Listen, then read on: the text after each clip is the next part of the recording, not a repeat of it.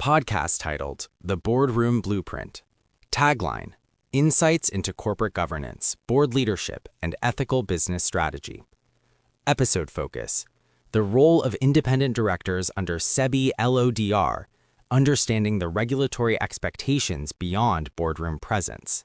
Welcome to the Boardroom Blueprint, your insight into corporate governance, board leadership, and ethical business strategy. I'm your host, Sriram, your guide to better governance. Today, we tackle a topic that has become central to the responsibilities of independent directors: the role of independent directors under SEBI LODR, the listing obligations and disclosure requirements. For many independent directors, LODR compliance is often seen as a checklist: attend meetings, sit on committees, sign off on reports. But the framework is far more procedural. It is a regulatory blueprint for effective governance, demanding independence, diligence, and judgment in action, not just in appearance. Let's start with the first key focus: key governance expectations under SEBI LODR. SEBI LODR is explicit.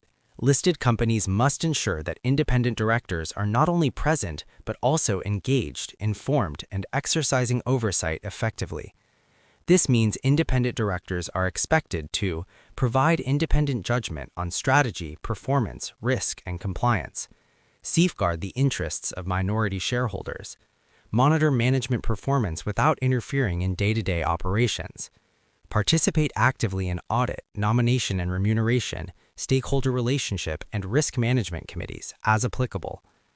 LODR also requires that independent directors attest to their independence and provide annual declarations confirming they continue to meet criteria of independence. Attendance alone is insufficient. Active engagement, preparation, and inquiry are the core expectations. Fiduciary duties versus regulatory duties. Independent directors often navigate two overlapping but distinct obligations: fiduciary duties owed to the company and its shareholders, care, loyalty, and acting in the company's best interest. Regulatory duties under SEBI LODR, duties codified in law, ensuring compliance with disclosure norms, committee responsibilities, risk oversight, and governance reporting. Both obligations are intertwined. Fiduciary duties give directors moral and strategic authority. Regulatory duties provide formal enforcement mechanisms. Independent directors must ensure that their actions satisfy both standards simultaneously. Where independent directors are expected to intervene. SEBI LODR explicitly expects intervention in areas that are high risk, sensitive, or prone to conflicts. Examples include related party transactions. Directors must ensure arm's-length treatment and protect minority interests. Financial reporting and audit findings, scrutinizing red flags, unusual transactions, and internal control weaknesses. Material events, ensuring timely, accurate disclosure to the market. Risk oversight, challenging assumptions, reviewing risk frameworks, and verifying escalation mechanisms. The principle is clear. Intervention is required when oversight, independence, or stakeholder protection is at stake, not in routine operational decisions. Personal accountability in listed companies. Regulatory scrutiny has sharpened personal accountability. Independent directors may be held personally accountable if LODR disclosures are misleading or incomplete, audit committee oversight is inadequate, governance lapses occur due to negligence or non-participation.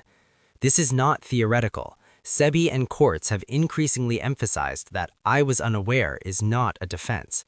Directors must maintain documentation, track their questions, note concerns, and ensure that minutes accurately reflect deliberations. Due diligence must be demonstrable, not assumed. Aligning board practice with regulatory intent. Compliance with LODR is not just about avoiding penalties. It is about aligning board behavior with the spirit of governance. Independent directors can strengthen alignment by reviewing board and committee charters to ensure clarity of roles and authority, ensuring board packs provide clear, actionable information, demanding escalation when material risks or conflicts arise, periodically assessing their own independence and effectiveness, engaging in honest post-meeting reflection and peer evaluation.